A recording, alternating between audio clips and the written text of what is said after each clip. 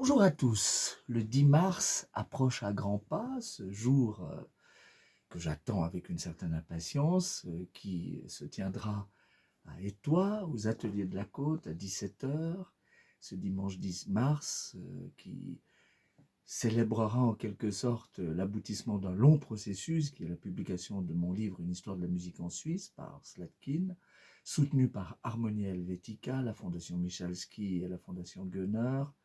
Ce sera un concert vernissage en présence d'un public, je pense, assez nombreux et avec des personnalités très attachantes. Mais pour l'instant, ça reste encore une surprise à découvrir. C'est pourquoi je vous invite bien sûr à être présents, nombreux ce jour-là, dans cette belle campagne vaudoise.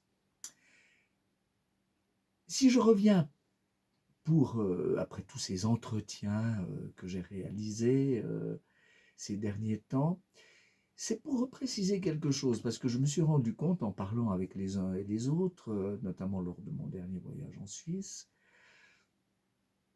que certains n'ont pas peut-être très bien compris que la Suisse, c'est 4 langues, en effet, et que dans mon esprit, je ne tiens pas du tout à opposer des parties linguistiques, et la notion de Rustiggraben, pour moi, n'a pas beaucoup de sens dans le domaine musical. Et je voudrais juste citer un exemple, sans faire un commentaire beaucoup trop élaboré, qui est celui de Bernard Reichel. Parce que, d'une part, j'ai eu l'honneur de le connaître quand j'étais un jeune violoncelliste. J'ai eu le plaisir de jouer sa très belle sonate pour violoncelle et piano en sa présence dans un temple de la vallée de Joux. Et j'ai eu la chance, oui, de le côtoyer, mais maintenant je regrette tant d'années après, tant de décades après, de ne pas lui avoir posé toutes les questions que je lui poserais, par exemple, aujourd'hui. Mais si je cite Bernard Reichel, c'est parce que pour moi, il est assez emblématique de cette capacité à ne pas opposer justement la partie latine du pays et puis la partie germanique.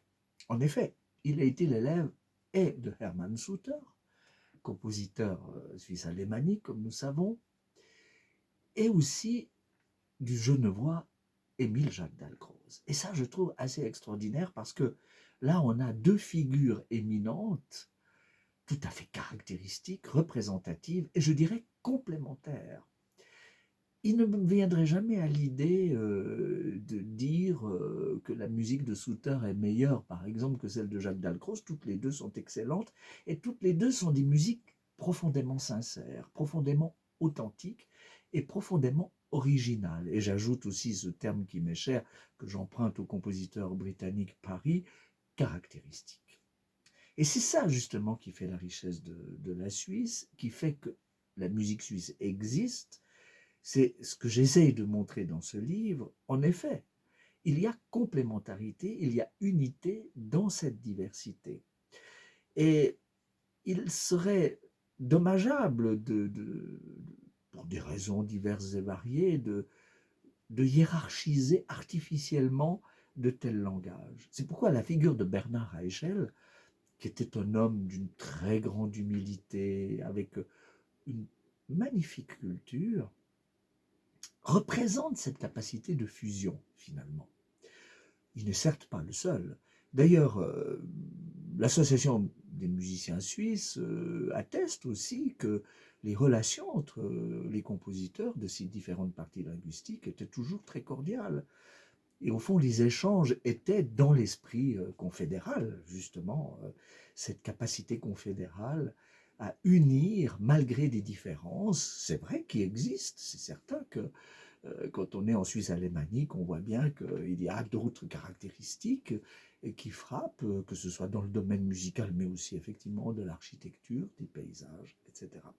Voilà, c'était juste cette précision que je voulais apporter avant ce 10 mars, où j'aurai l'occasion de présenter mon ouvrage pendant quelques minutes, mais je pense qu'il est important de montrer que la musique suisse, dans sa diversité, et c'est justement parce qu'elle est diverse qu'elle existe en tant que telle. Voilà.